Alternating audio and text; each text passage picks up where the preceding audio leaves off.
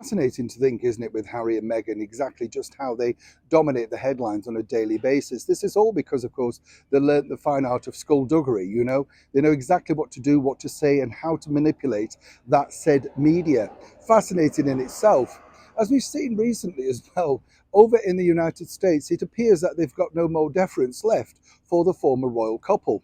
The cartoon series South Park has been incredibly cruel with their depiction of Harry and Meghan going on a world tour to celebrate their privacy, all the while going on a world tour to promote Prince Harry's book.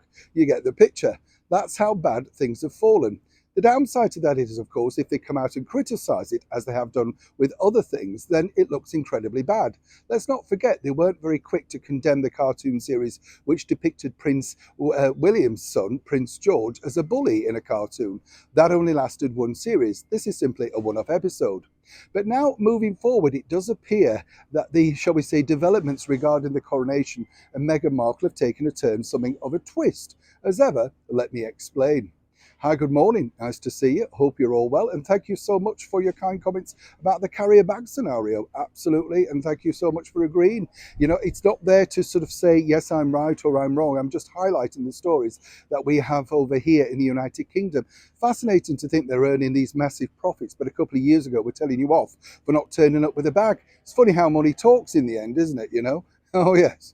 But what's interesting here, particularly with Harry and Meghan, is simply this. As we now know, they're still looking for an apology for their return back to the United Kingdom. And it was muted recently by courtiers that perhaps, given the fact that it's also Archie Windsor's birthday on that day, that Meghan Markle herself may retain herself over in the United States, obviously to celebrate the birthday. And Prince Harry would then simply come, make a dashing visit, pay his respects naturally to his father, the king, attend the coronation. No fuss, no nonsense, all of that sort of stuff.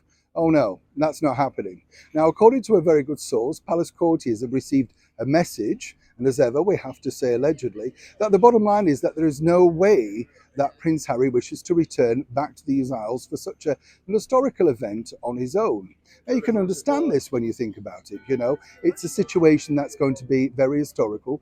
And also, when you think about it, more importantly, it must be incredibly nerve-wracked with the thought of actually returning back here to the United Kingdom, given what he's written, what he said, and what, of course, he's spoken about on his docu-series.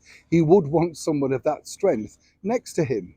But as we've told you before, Meghan herself is not over bothered. Yes, she'd love the world spotlight on it. Naturally, that goes without saying.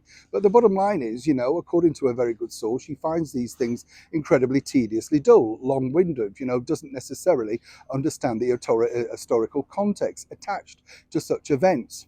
But it will appear that even if Prince Charles, yes, relents and says, okay, we'd like to invite you, would you like to attend as my youngest son? Seemingly without that apology and without an invite, a very public invite to both of them, then simply it's a no-go. So once again, you could say that the ball's in their corner. He already said that though, didn't he, on that interview with Anderson Cooper and the ITV interview.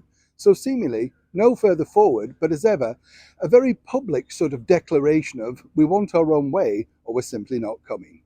Neil Sean in the very heart of London.